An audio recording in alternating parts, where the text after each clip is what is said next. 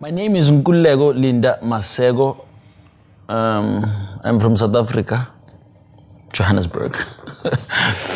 And I have now found myself as an entrepreneur. I think in the beginning, I had kind of a different way about life and what I wanted to do. My parents always allowed me to do whatever I wanted to do at particular times of my life when I made choices. So my first degree was live performance, dramatic art and television production at WITS.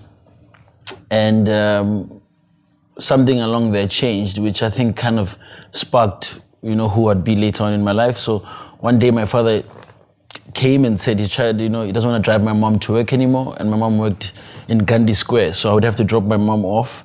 But then he said he's not going to give me any money for petrol, so I had to get a job. So then I started doing these promotions. So I'd be selling things like a bottle of Jack Daniels and a 1 liter Coke at like very random bottle stores. Very strange, but I think that kind of gave me a bug of kind of building brands and kind of understanding the reasons why people buy things and kind of how to sell. And maybe at its like grassroots, so understanding at like when someone walks into a bottle store, what decisions do they have to make? Are they getting drunk today, or is it about their, who they want to be, or what does this bottle mean? And I think those conversations started happening with me over time. I think I then, while doing my degree at WITS School of Arts, and then this work of marketing, because of the WITS School of Arts voice that I had developed within acting and drama and film, it was easier for me to be brand ambassador on the other side for brands. And then one day at this whiskey festival in Sandton, long story short, actually, this man came up to me and said, "Listen, do you want a job?" And I was like, "No, but I'm in school." He's like, "Yo, I'm gonna give you this job." And then I took the job. I then felt like it was important for me to study something related to what I was doing. So then I started doing a marketing degree, which I kind of went 2 years into it. And then I was like, but I'm already doing this thing. Like, what am I doing? What am I doing with that? And I think I was lucky enough to kind of go through my career within FMCG quite quickly. So started off as a brand builder. After that, became an events manager, national events manager. I left there. I started a new job with KWV Wines, very, very long time ago.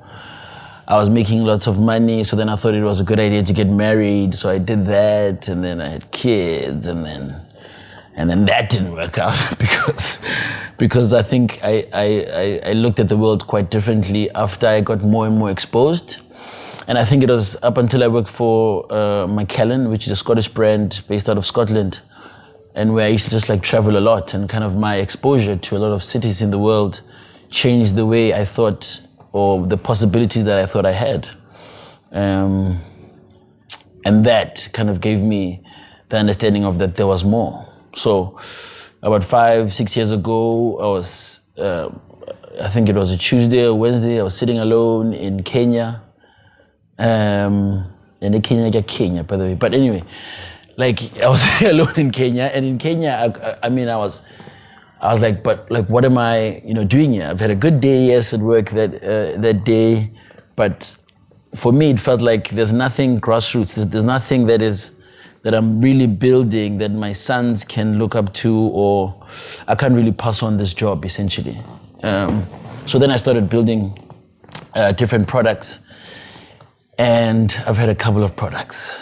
And I think all those products kind of have shown me kind of the value of time in developing products and letting them kind of, grow into themselves and never feeling like it's finished. Because I think you never finished, and you never finish an idea.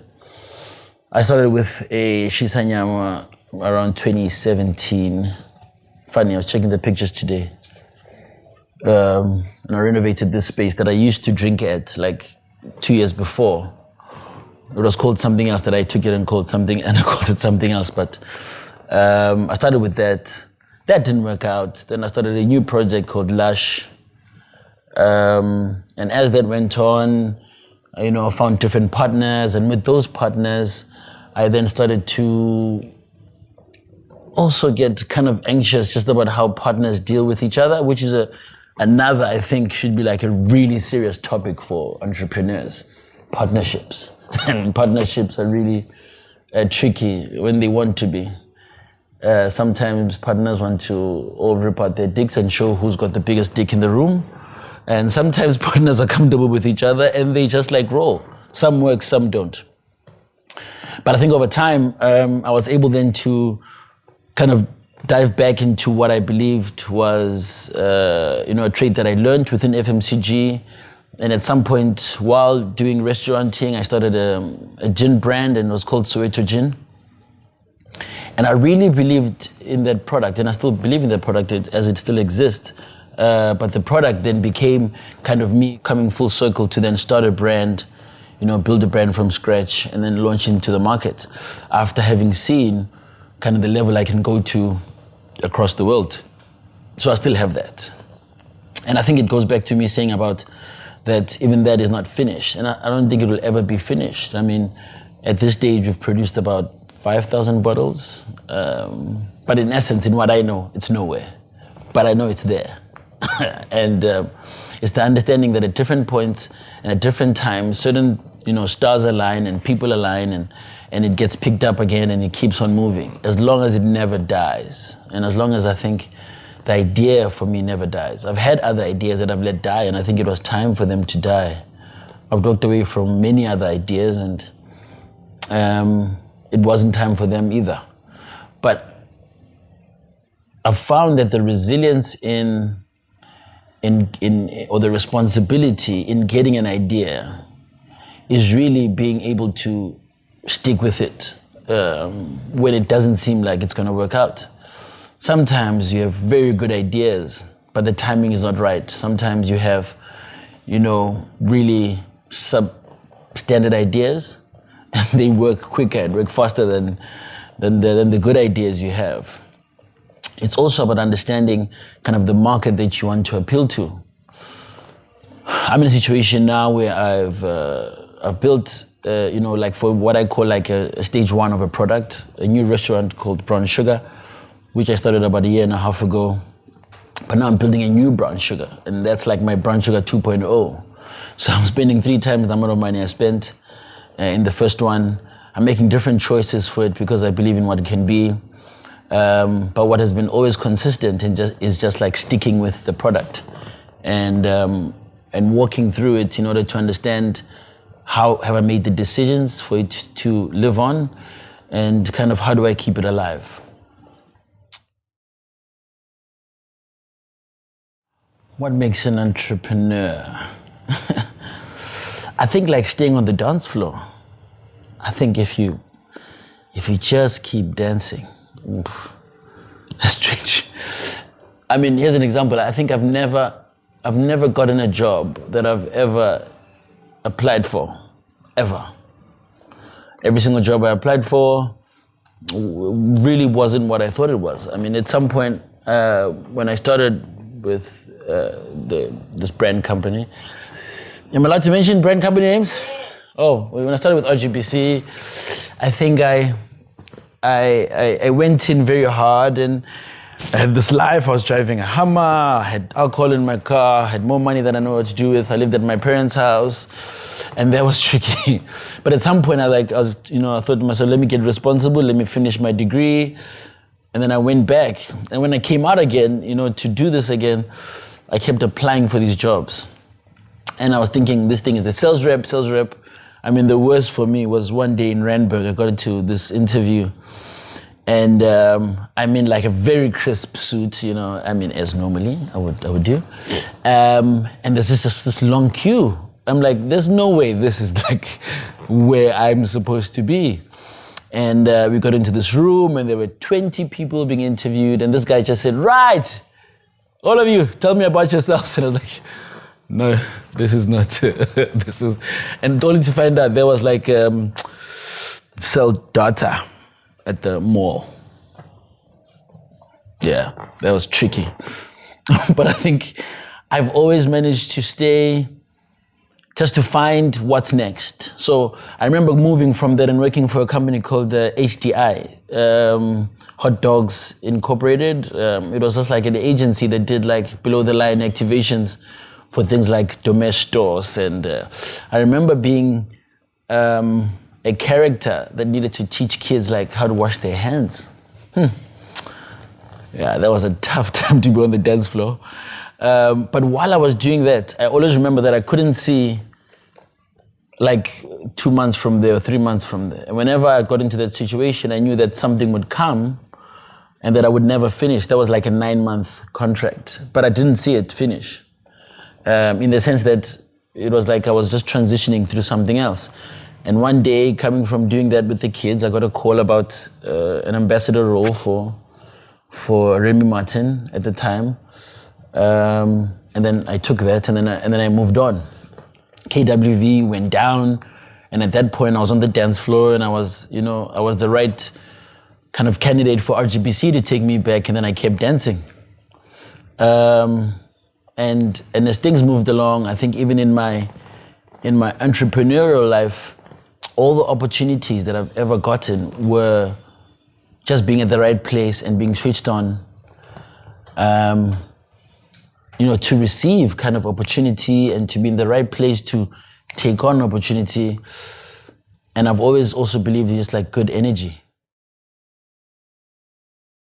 Give advice, and nor do I ask for it. Well, I do ask for advice. I think I'm more of a kind of understanding how someone got out of a situation. And I always believe things that are yours really need to align for you. So I can never say to someone, this is exactly how it's gonna go. But I know that if you're really plugged into the things you want and, the kind of business you want to do and kind of the ethics behind your business, and that you just want to carry on, a lot of things may change along the way. You may lose partners, you may, lose money, a lot of it. But I think there's somehow where if you really are about the business and if you're really about building, the money sort of, finds its way to you. And it allows you to focus on building experience in the business that I'm in, to focus on building, valuable products and products that really can stand up against what, in my industry that I believe kind of are the leading brands in the industry. And I think as long as you always have a goal and an aim and a place to get to, it's very possible, not easy, but very possible for you to get to where you need to be. And I think the resilience behind, knowing that you'll get more no's than you do yes, the resilience behind knowing that sometimes you'll have to live, below what you believe you should be living because you're building a particular, product, or you're building a particular, life for yourself. Sometimes it's hard, and I think understanding that you have to take the knocks in order kind of for, the good places to feel good, and in order for you to enjoy kind of where you're going. There's a lot you need to sacrifice, but knowing that you're not going to stay there for long. Always having, the foresight of anything that you build. So you already know 10 steps ahead. I knew I wanted to build a gin product. When I started to build it at the time, the category of gin was quite different to what it is, 3 years down the line. And what does it mean for the brand now? And still, what does that story mean? We write kind of a forwarding on the bottle of the Soweto gin, a bottle. I can't remember it now. You've caught me off guard. But I think it's got a lot to say about, I think I wrote this is a story about a triumphant people choosing to go against their circumstances to create anything. And I think I finish it off by saying that this is a gift to our future. Soweto gin born in Soweto. And for me, that's like I know how far brands have gone, and I know kind of, a good part of what we consume, for instance, in South Africa is not from here, and people take it on. And there's someone else telling a story which now has crossed, geographies, has crossed race. It's a product, and I think believing that you can see a product that you build do that over time is you living with that idea, living with that burden, and doing all you can, sometimes regardless of money, to see just that one thing come alive.